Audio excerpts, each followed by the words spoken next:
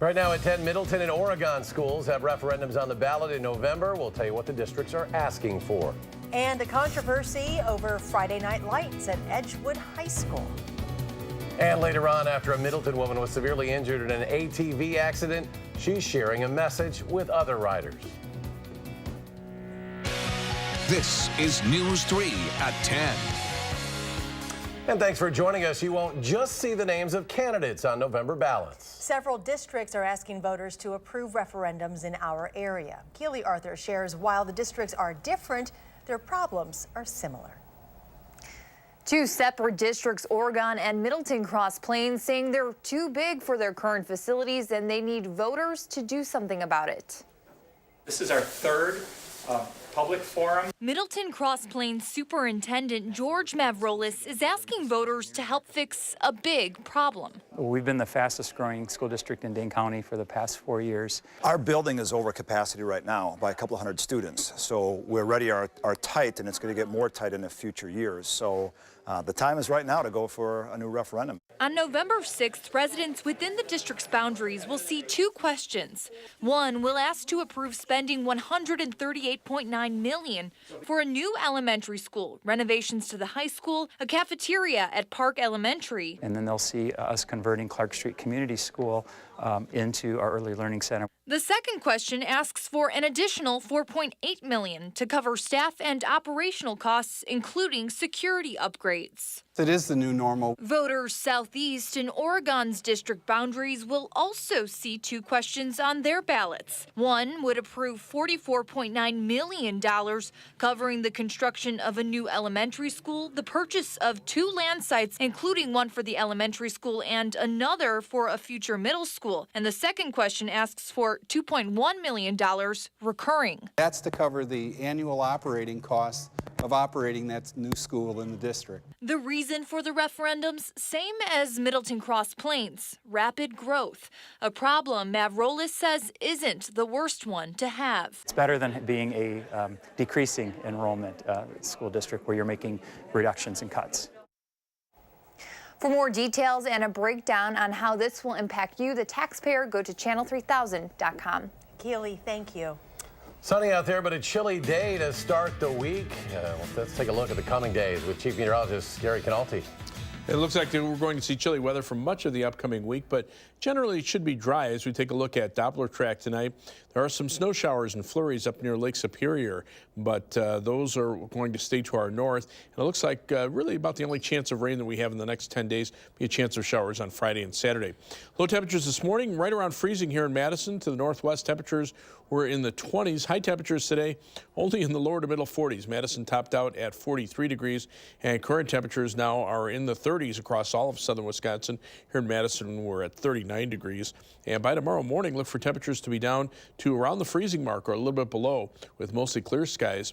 Tomorrow during the day, look for sunny skies. It'll be breezy and not quite as chilly with a high temperature of 53. That's your first alert forecast. Thank you, Gary. An Amber Alert has been issued for a Barron County teenager after her parents were killed. Authorities are looking for 13-year-old Jamie Kloss. They say her parents, James and Denise Kloss, were found dead in their home early this morning. Authorities have been searching for Jamie since a 911 call was placed to sheriff's dispatchers around 1 o'clock this morning.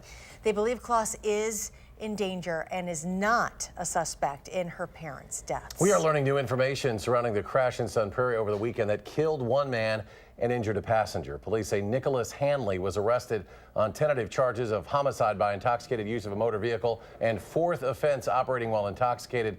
We've learned today that the victims of the crash were pulling into a pumpkin farm around 4 o'clock Sunday looking to pick pumpkins, but never made it. The driver was pronounced dead at the scene. The passenger transported to the hospital. Their names have yet to be released. We spoke with a woman who says she's known Hanley for the past 3 years and is still in shock seeing his face associated with a fatal drunk driving crash. No, like he always seemed like he was busy with his cars because like on top of the storage unit, he always had like his shop right next door and he'd always be working on his vehicles. And it never showed, like he never showed any signs of being drunk. He never showed any signs of that he'd like to go out drinking. Hanley's last OWI was 2006. He has been driving with an active license since 2007. A Middleton man will spend the rest of his life in prison for killing his elderly landlord April of last year. Today, a judge sentenced Jack Hammond to life with no eligibility for parole for the brutal killing. A jury found him guilty of killing 82-year-old Agnes Bram. In court today, he denied he killed her, saying he had no motive. The judge said Hammond would not be eligible for parole. Well, we all know the phrase Friday Night Lights when it comes to high school football. But despite having a football team, Edgewood High School doesn't have that key part, lights. The school is hoping to fix that, but they are facing some opposition. Amy Reed joins us now to explain. Yeah, for those of you who have never been to Edgewood High School or the college that's right there, it sits right on Monroe Street in the middle of a neighborhood, and that seems to be the key problem. The neighbors are not on board with having the field that's there now get any more spectacle than it already has. I think a rewarding Mike Elliott process. remembers the beginning. I remember my senior year sodding this field as far as the football team came out because we replaced the grass on it, and so I was actually sodding it. So when it came in with the beautiful AstroTurf, I certainly felt great pride in that. Great pride in seeing his alma mater and now the school he runs getting a football field of this caliber. There's just one problem. No lights, no Friday night lights. We had no place to play 3 of our football games this year. It's something they're hoping to fix. They have a plan to put in lights, a sound system, and more seating, among other upgrades. And with new technology, he said they can do it at minimal disruption to the people who live nearby. But those people disagree. Right now, it's disruptive. It's minorly annoying, but we're used to it, we're accustomed to it, and it's what we thought we had agreed on. Mark Gartler is a representative from the neighborhood association here, and he speaks for a lot of residents when he says they don't want the lights or the sound or the extra people. His home is already only about 100 feet away. That makes existing noise disruptive, let alone what would happen Friday nights. So those of us that are right along the street and maybe a block away are the most affected, but some of these things, like I said, the noise carries down out and across Lake Winger. He said the teams have found a way around this for decades, and they can keep doing it. But the school said this is too many years, too long. I think we deserve this stadium for the way we've approached this situation, and our goal is to, at some point, make it be an asset to the neighborhood. The school and neighborhood are holding a meeting Wednesday to talk more about this, but ultimately the decision on whether or not these lights get built is on the city. The Planning Commission will decide whether or not the school has done enough to address the zoning concerns. All right, Amy, thank you. Thanks, Amy. There is more to come tonight on News 3 at 10. A Middleton woman has an important warning for any of us getting on a four-wheeler this fall.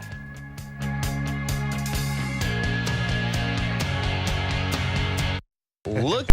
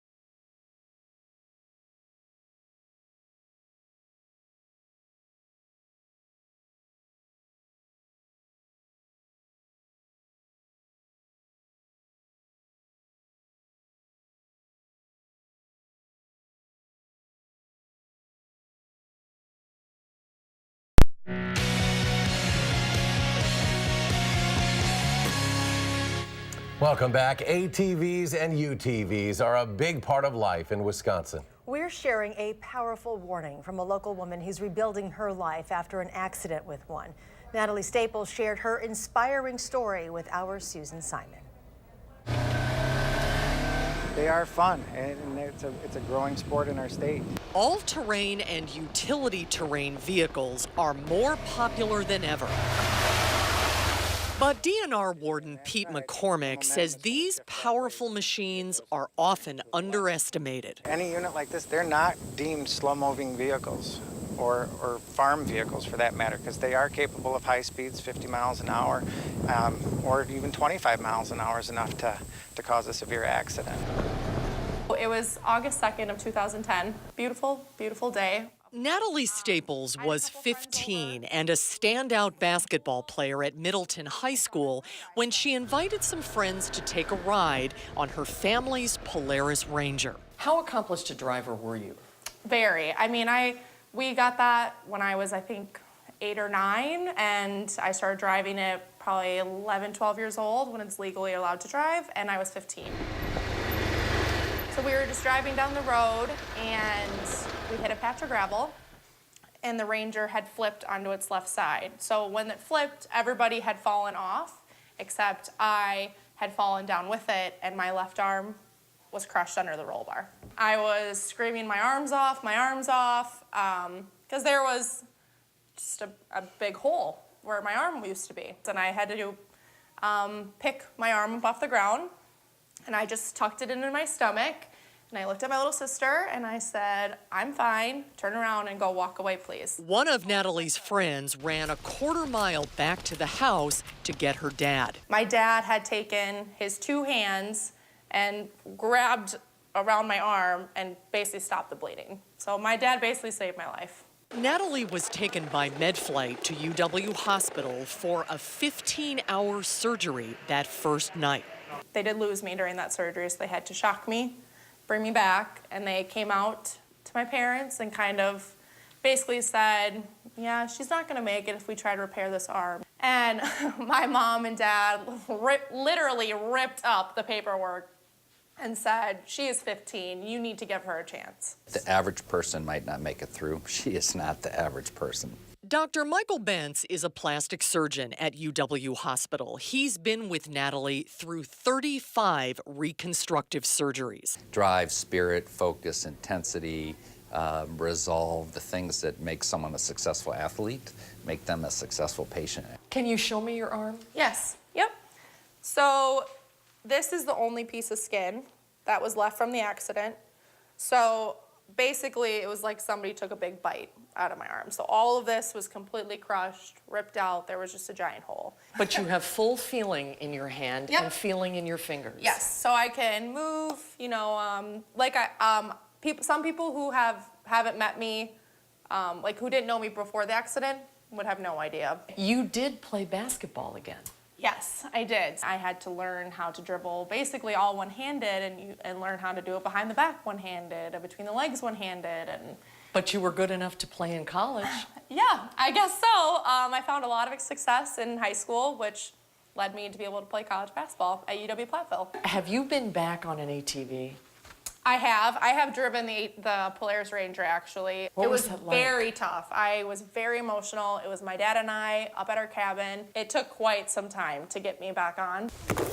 Today, Natalie is 23 and working full-time as a nanny for 2 active little boys. She is still facing more surgery, but looking forward to the future. I think everything that went wrong for the right reasons and went the right way eventually. That I think I am who I was going to be, whether this happened or not, but I think my mentality about life is much different. Natalie is coaching basketball now and hoping to do some motivational speaking, and she would also like to write a book. And we have more information about ATV and UTV safety courses on our website, channel3000.com. Chief Meteorologist Gary Canalti joins us now with a look at our forecast. chilly. You know, it's fall, and we're starting to make up for those mild days that we had about a week ago. Now things have started to change, and it looks like it'll stay that way for a while. Let's start out by taking a look at temperatures over the next 12 hours. You can see it's going to stay right around freezing or a little bit below as we head into the early morning hours, and then a little more rapid temperature rise as we head into tomorrow. The winds will pick up out of the south and southwest, and temperatures will actually get up into the lower 50s by tomorrow afternoon. But we cool back down to the upper 40s on Wednesday, be in the mid 50s on Thursday. Friday, probably our warmest day, and that's just bringing temperatures back to around normal with a possibility for some showers. Saturday, we could see some showers as well. That high of 48 will be in the morning with falling temperatures in the afternoon, and the possibility for some snow flurries to mix in before it comes to an end Saturday night. And then early next week, temperatures remain below normal, although we will see temperatures perhaps slightly closer to normal toward the end of next week. Live view from the Edgewater Skycam in downtown Madison.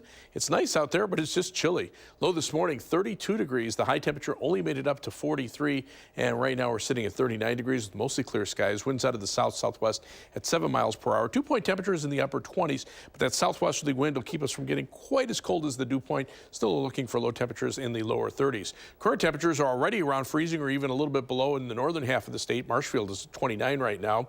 These temperatures will continue to fall to around freezing or a little bit below here in southern Wisconsin. To our south, freeze warnings in effect for eastern Iowa and northern Illinois. They haven't had their first widespread hard freeze. That'll probably happen tonight, and that'll be the end of the frost advisories and freeze warnings. We have a second branch of the jet stream, the polar jet stream, which has dropped southward and is actually coming in from Canada and shuffling cold air masses one right after the other right into our part of the country. The subtropical jet stream, which was farther north and gave us the active weather with the showers and thunderstorms and severe weather last week, that has shifted to the south, now keeping most of the shower and thunderstorm activity down near the Ohio River and away from us. So these weather systems that come in from the northwest don't have a lot of moisture associated with them. They do pick up a little moisture off the Great Lakes, and we're seeing some lake effect snow showers. But right now, a warm front is actually cutting across Minnesota. On the other side of that warm front, high temperatures were in the 60s today, while as on our side of the front, they only made it to the upper 30s in northern Wisconsin and the low to mid 40s elsewhere. Current temperatures are in the upper 30s to around 40 here. Again, a little bit milder farther out to the west. So we'll have one brief shot of warmer air. In fact, those temperatures compared to 24 hours ago, running about 10 to 20 degrees warmer. But just north of the U.S.-Canadian border, there's another cold front, and that'll cool us back down for Wednesday. So on future track, the southwesterly winds for tomorrow will kick in, giving us temperatures in the 50s. And then those winds shift back around to the northwest by tomorrow night and into Wednesday. That'll drop temperatures back into the 40s for Wednesday. After a cold night Wednesday night with light winds and clear skies, on Thursday, those winds shift back around to a southerly direction. Notice the high pressure system passing just to our south, the winds out of the south on the clockwise backside of that high, and that'll bring temperatures right back up into the 50s for Thursday and for Friday. Our forecast for the overnight hours, look for mostly clear skies. It'll be cold again, low temperature dropping to 31. Tomorrow's high at 53, a little milder than today thanks to a breezy west to southwesterly wind. And as we check out future track, you can see those temperatures dropping to around freezing by tomorrow morning. Then tomorrow, those southerly winds kick in, high temperatures, lower 50s. Tomorrow night, those winds start shifting back around to the west and northwest. Temperatures drop to around freezing. And on Wednesday, those high temperatures stay in the 40s thanks to those northwesterly winds. 7 to 10 day forecast, temperatures remain generally below normal, with the exception of Friday, probably our warmest day. Some shower chances Friday and Saturday. Saturday, those could end as a few flurries Saturday night. And then dry weather and a slow warming trend next week, back up to the mid 60s by the end of the week. But that's 10 days down the road from now. That is 10 days down the road. All right, Gary, thank you. You're welcome. Thanks, Gary. The Brewers come out swinging in Game 3 in L.A. Highlights from Dodger Stadium next in sports.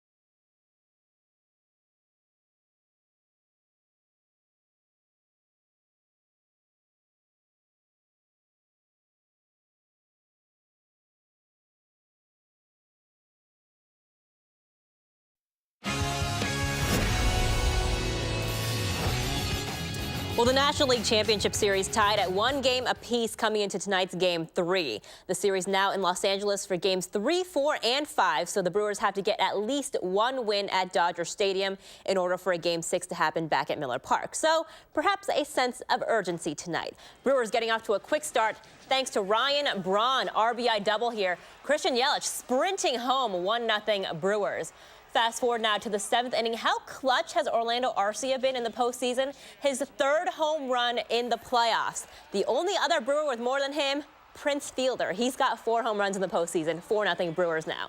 Jhoulys Chacín pitching a brilliant 5 1/3 innings, and Corey Knebel throwing straight smoke in the 7th. 4 Ks in an inning and 2/3. And Jeremy Jeffress closing it out in a bit of a pinch here, though. Bases loaded in the bottom of the 9th, but he's like, no way to an LA comeback. The Brewers win 4-0, guaranteeing a Game 6 back in Milwaukee. That game on Friday night. Game 4 tomorrow at 4:05. Dodgers start Rich Hill. Brewers have yet to announce a starter. The Packers, meanwhile, hosting the 49ers at Lambeau for Monday Night Football tonight. Not a lot of defense to talk about in this one, but plenty of offense. Aaron Rodgers has thrown the ball 39 times so far tonight for 379 yards, 2 touchdowns to Devontae Adams. Right now, we are tied, potentially about to head to overtime. Mason Crosby about to kick a field goal with just seconds remaining for a potential victory, but still tied right now, literally 6 seconds. Actually, he just made the field goal, so the Packers win. Packers and Brewers victories tonight. We are a happy Wisconsin sports bunch tonight.